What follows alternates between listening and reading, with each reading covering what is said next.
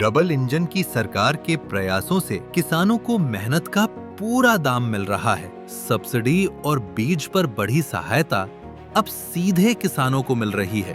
भावांतर भरपाई योजना एवं बागवानी ने खोल दिए आय के नए रास्ते।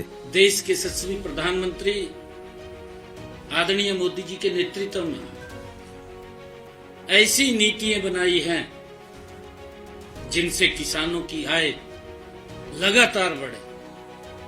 ये हमारी सरकार मोदी जी के नेतृत्व में डबल इंजन की सरकार चल रही है कि हमारा किसान सशक्त हो, मजबूत हो और उसको लेकर के हमारी नीतियां लगातार उनकी आय बढ़ाने के लिए काम कर रही है। अब गांव की खुशहाली खेतों से झलकती है और किसान क्रेडिट कार्ड की ऋण सीमा 5 लाख कर दी गई, ताकि खेती आसान बने और किसान अपने सपनों को पूरा कर सके। मुख्यमंत्री श्री नायब सिंह सैनी जी के कुशल नेतृत्व में किसान उत्थान के नए अध्याय लिखे गए हैं। जब अन्नदाता मुस्कुराएगा, तभी हरियाणा चमकेगा।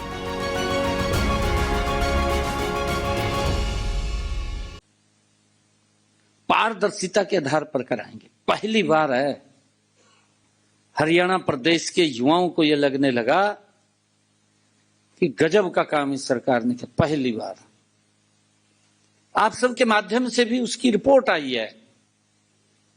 हर बच्चे ने इस बात को सराहा है, हर बच्चे के मां बाप ने उसकी प्रशंसा की है, क्योंकि वो तो पहले ये सोचते थे कि भाई बच्चे को अपनी कार के अंदर ले जाएं टेस्ट दिलवाने के लिए, परंतु जब उनकी प्रतिक्रिया आई कि हमें मालूम नहीं था कि इतनी बड़ी व्यवस्था इसकी होगी, घर से बच्चे को लेकर के सेंटर और सेंटर से घर तक पहुंचाने की पहली बार सीटी की जो परीक्षा हुई है, 13 लाख अभ्यर्थियों को परीक्षा का जो सफल आयोजन हुआ है, ये हमने अपने संकल्प पत्र में कहा था, उसको पूरा किया है। इसी प्रकार हमने हरियाणा प्रदेश के किसानों से यह कहा था कि हम 24 फसलें एमएसपी पर खरीदेंगे। ये बड़े संकल्प थे और मुझे खुशी है कि हमने उस संकल्प को पूरा किया है। आज हरियाणा देश का पहला ऐसा राज्य बना है जहां पर किसान की 24 फसलें एमएसपी पर खरीदी जा रही है। ये पहला राज्य बना है। हमने उस संकल्प को पूरा किया है और इसी प्रकार हमने अपने संकल्प में कहा था कि हमारी वो माताएं बहनें जिन परिवारों की इनकम 1,80,000 रुपए से कम है, ऐसे परिवारों की रसोई में हम 500 रुपए का गैस का सिलेंडर उनको मिलेगा, ऊपर का पैसा वो हरियाणा सरकार उनके खाते में पहुंचाने का काम करेगी, उसको पूरा किया है। ये बड़े वायदे थे जिसका मैं जिक्र कर रहा हूं, छोटे वायदे नहीं है, तो महत्वपूर्ण जिनका इंतजार करते हैं लोग भी ये पूरा करेंगे, इन्होंने कहा है, ये वो वायदे थे। हमने 25 सितंबर 2025 को पंडित दीनदयाल उपाध्याय जी की 109वीं जयंती, उस अवसर के ऊपर हमने दीनदयाल लाडो लक्ष्मी ऐप का आयोजन किया। आप सब जानते भी हैं कि हमने पहले ही बजट में, जब मैंने पहला बजट 3.0 सरकार का और मेरी सरकार का ये दूसरे टर्म की सरकार का पहला बजट जब मैंने बतौर वित्त मंत्री प्रस्तुत किया, तो मैंने सबसे पहले बहनों के लिए 5,000 करोड़ रुपए का प्रावधान उस बजट में किया और 25 सितंबर 2025 को पंडित दीनदयाल उपाध्याय जी की जयंती के अवसर पर हमने ऐप को लॉन्च किया, रजिस्ट्रेशन किया और आज बहनों को हम उनको लड्डू लक्ष्मी दे रहे हैं। 4 किस्तें चली गई हैं। 2100 रुपया बहनों तक पहुंचाने का काम हमारी सरकार कर रही है। मैं ये कहना चाहता हूं, क्योंकि जो महत्वपूर्ण वायदे होते हैं, चुनाव जीतने के लिए घोषणाएं बड़ी बड़ी हो जाती हैं, फिर उनको पूरा नहीं कर सकते, लोग देखते रहते हैं, लास्ट में फिर ये सोच लेते हैं कि इनका तो यही काम है, इनको तो लियाने के नहीं, हम भेज दो, इनको वापिस कर दो। फिर ये राजनीतिक दल सोचते रहते थे कि 5 साल मैं कर लूंगा, 5 साल वो कर लेगा, भी 5 साल बाद तो नंबर आ ही जाएगा। ये नरेंद्र मोदी जी के नेतृत्व में जो स्पष्ट नीति है, गरीब व्यक्ति अंतिम व्यक्ति तक योजनाओं का लाभ डायरेक्ट उसके घर तक पहुंच रहा है। ये उसका परिणाम है कि non stop Bharatiya Janata party की सरकारें नरेंद्र मोदी जी के नेतृत्व में लगातार आ रही हैं।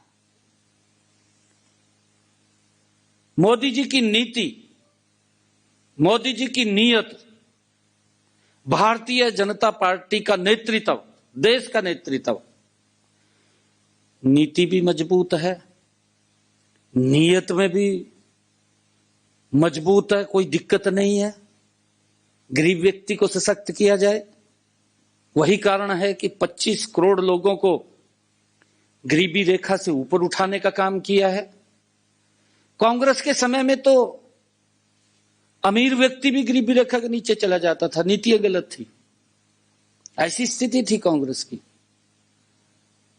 परंतु कुछ लोग मजबूत हो जाते थे।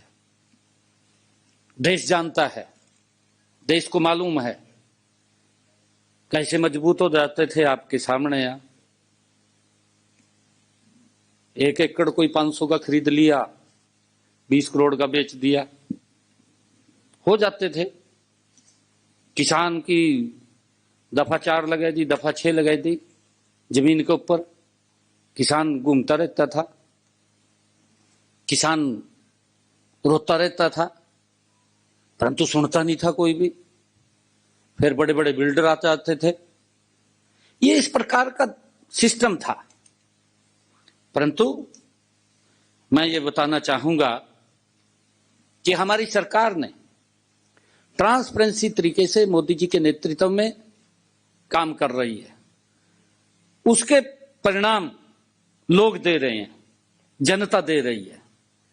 जनता नरेंद्र मोदी जी की नीतियों से, भारतीय जनता पार्टी की नीति से, भारतीय जनता पार्टी के नेतृत्व को प्यार करती है, नीतियों से भी प्यार करती है और नीति से भी प्यार करती है, नेतृत्व से भी प्यार करती है। यही कारण है कि देश के लोग non stop Bharatiya Janata party की सरकार बना रहे हैं। साथियों, मैं ये बताना चाहूंगा कि 17 मार्च 2025 को विधानसभा में बतौर वित्त मंत्री मैंने अपना पहला बजट प्रस्तुत किया था। वह बजट सरकार का नहीं अपितु जनता का वो बजट था। मैं इसकी जिक्र भी करता रहता हूं।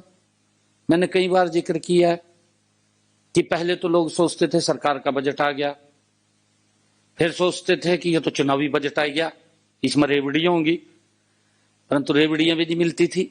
इस प्रकार के बजट पूर्व में सरकारें वो करती थी, कोई जनाधार नहीं होता था। मैं बताना चाहूंगा सारा का सारा, परंतु हमने जो बजट, ये पहला बजट जो प्रस्तुत किया, जिसमें जनता के सुझावों से ही हमने उसको आकार दिया। जनता के सुझाव लिए, महत्वपूर्ण सुझाव आए, उन सुझावों के आधार पर बजट बना और उसमें हमने विभिन्न स्टेक होल्डर्स, उनसे सुझाव लिए। उनमें महिला वर्ग से हमने सुझाव लिया, हमने उद्योग जगत के लोगों से ही सुझाव लिए, हमने किसान वर्ग से सुझाव लिए, हमने युवा क्षेत्र के अंदर भी युवाओं से सुझाव लिए, अलग अलग स्टेक होल्डर से हमने जाकर के उनके बीच में सुझाव लिए। और उसमें हमने 2000 जो पहला बजट मैंने प्रस्तुत किया था, 11 बैठकें की गई, 11 बैठकें उसमें की गई, और 11 बैठकों में मेरे सामने 1592 सुझाव महत्वपूर्ण लोगों के मिले। ये पिछले बजट की मैं बात कर रहा हूं। मैंने उनमें से 706 सुझावों को, जो हमें 1592 सुझाव मिले थे, उनको देखा, चेक किया। जो महत्वपूर्ण सुझाव थे उनमें से 706 सुझावों को हमने बजट में शामिल किया है। और 2025-26 के इस बजट में जब शामिल किया तो लोगों को लगा कि ये बजट तो हमारा है, ये बजट जनता का है, ये सरकार का बजट नहीं है। महसूस हुआ उनको। और साथियों, 25-26 का जो बजट है, उस बजट के अंदर उन सुझावों के आधार के ऊपर जो सुझाव हमें मिले, मैंने बजट के अंदर 248 घोषणाएं की।